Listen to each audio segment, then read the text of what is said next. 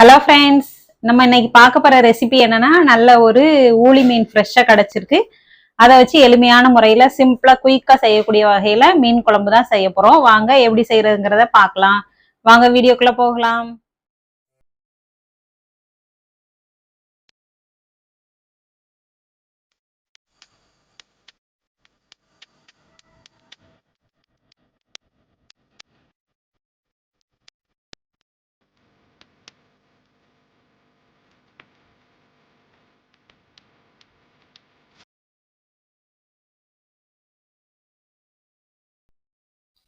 இன்னைக்கு ஊளி மீனை வச்சுதான் நம்ம மீன் குழம்பு வைக்க போறோம். ஊளி மீன் வந்து நல்லா ஃப்ரெஷ்ஷா எனக்கு கிடைச்சிருக்கு.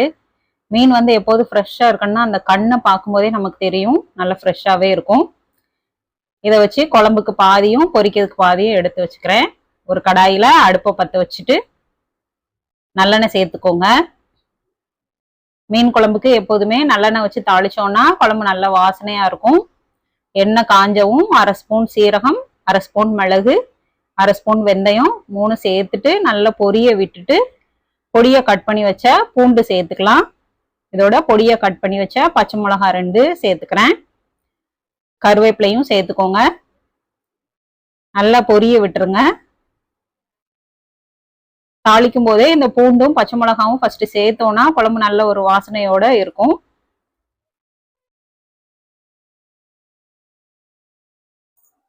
இதுல பொடியை கட் பண்ணி வச்ச பெரிய வெங்காயம் 2 சேர்த்துக்கிறேன். மீன் குழம்புக்கு எப்போதுமே சின்ன வெங்காயம் தான் சேர்ப்பேன். இன்னைக்கு பெரிய வெங்காயம் இருக்கு, அதை வச்சு சேர்த்து குழம்பு செய்யறேன். உங்களுக்கு சின்ன வெங்காயம் கிடைச்சாலும் அதை வச்சு செய்யுங்க. வெங்காயத்தை நல்லா இந்த எண்ணெயிலே நல்லா வதக்கி விட்டுறணும். நம்ம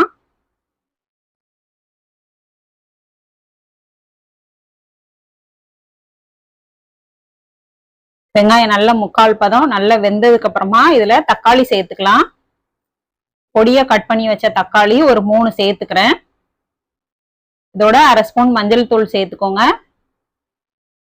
சேர்த்துட்டு நல்ல வெங்காயம் தக்காளி எல்லாமே நல்லா குழஞ்சு வெந்து வர அளவுக்கு நல்லா வதக்கி விட்டுக்கலாம். எண்ணெய் பிரிஞ்சு வரணும், அது வரைக்கும் நம்ம அந்த வெங்காயம் தக்காளியை நல்லா வதக்கிக்கலாம்.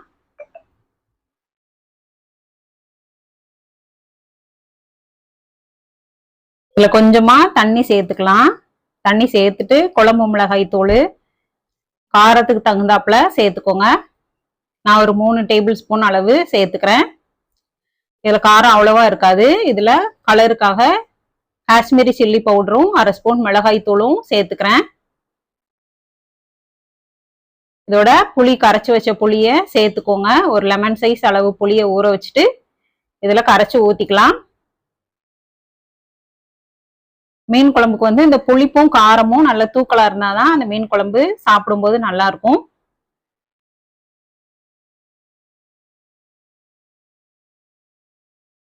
நல்ல ஒரு தடவை கலந்து விட்டுட்டு இதுல எந்த அளவுக்கு தண்ணி தேவையோ அதையும் தண்ணியும் சேர்த்துக்கலாம்.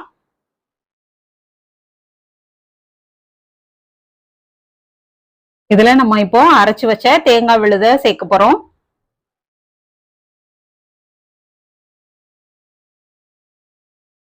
இதுல தேவையான அளவு கல் உப்பு சேர்த்துக்கோங்க. நல்லா கலந்து விட்டுட்டு தேவைக்கு தகுந்தாப்புல தண்ணி சேர்த்துட்டு நல்ல ஒரு 20 நிமிஷம் மீடியம் ஃப்ளேம்ல வச்சுட்டு நல்லா குழம்பு கொதிக்க விடணும்.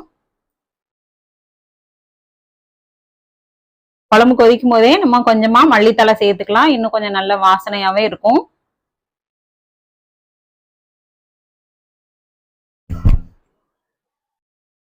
நல்ல ஒரு 20 நிமிஷம் நல்லா கொதிக்க விட்டதுக்கு அப்புறமா நம்ம மீன்களை சேர்த்துக்கலாம்.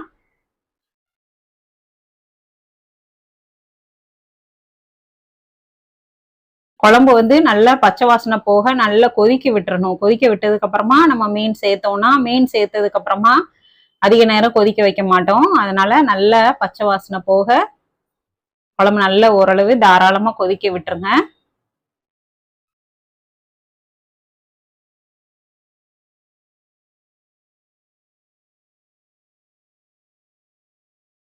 நல்ல எண்ணெய் பிரிஞ்சு குழம்பு நல்லா கொஞ்சம் திக்கா இருக்கு. இந்த சமயத்துல நம்ம மீன்களை சேர்த்துக்கலாம்.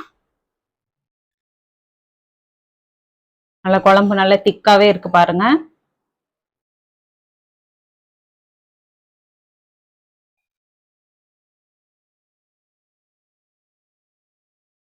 ஊளி மீன் வச்சு குழம்பு செய்யும் போது குழம்பு நல்ல ஒரு வாசனையோட இருக்கும். இது பொரிக்கிறதுக்கும் ரொம்பவே நல்லா இருக்கும். மீன் சேர்த்ததுக்கு அப்புறமா நம்ம அதிகமா கிளறி விடாம ஒரு 10 நிமிஷம் மீடியம் ஃப்ளேம்லயே வச்சுட்டோம்னா நல்ல குழம்பு, மீன் குழம்பு ரெடி ஆயிரும் நமக்கு. மேல் டாப்ல லைட்டா கலந்து விட்டுக்கோங்க.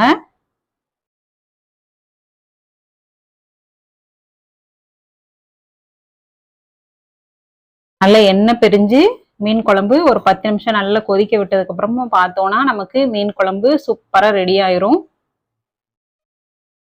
இந்த மீன் குழம்பு வந்து இட்லி, கேப்பக்களி அதுக்கெல்லாம் ஊத்தி சாப்பிடும்போது ரொம்பவே அருமையாவே இருக்கும். நல்ல ஒரு கமகமான வாசனையோட மீன் குழம்பு சூப்பரா ரெடி பண்ணிட்டோம். ஃப்ரெஷ்ஷா மீன் கிடைக்கும் போது இதே மாதிரி நீங்களும் ட்ரை பண்ணி பாருங்க. இதுல இறக்க ஸ்டேஜ்ல மல்லித்தலை சேர்த்துக்கலாம். அருமையான மீன் குழம்பு ரெடி ஆயிருச்சு. நீங்களும் இது மாதிரி ட்ரை பண்ணி பாருங்க, கண்டிப்பா பிடிக்கும். இது இட்லி, தோசை, களி, சூடா உள்ள சோறு அதெல்லாம் போட்டு சாப்பிடும்போது ரொம்பவே அருமையா இருக்கும். இந்த மீன் குழம்புக்கு நான் பாதி மீன் வறுக்கிறதுக்கு எடுத்து வச்சிருந்தேன், அதையும் வறுத்து எடுத்துக்கலாம். நல்ல மொறு மொறுன்னு கிறிஸ்பியா இருக்கு பாருங்க. அந்த மீனோட தரம் தான் நமக்கு நல்ல ஒரு டேஸ்ட் கொடுக்கும். அருமையான ஊளி மீன் குழம்பு, ஊளி மீன் வறுவல்.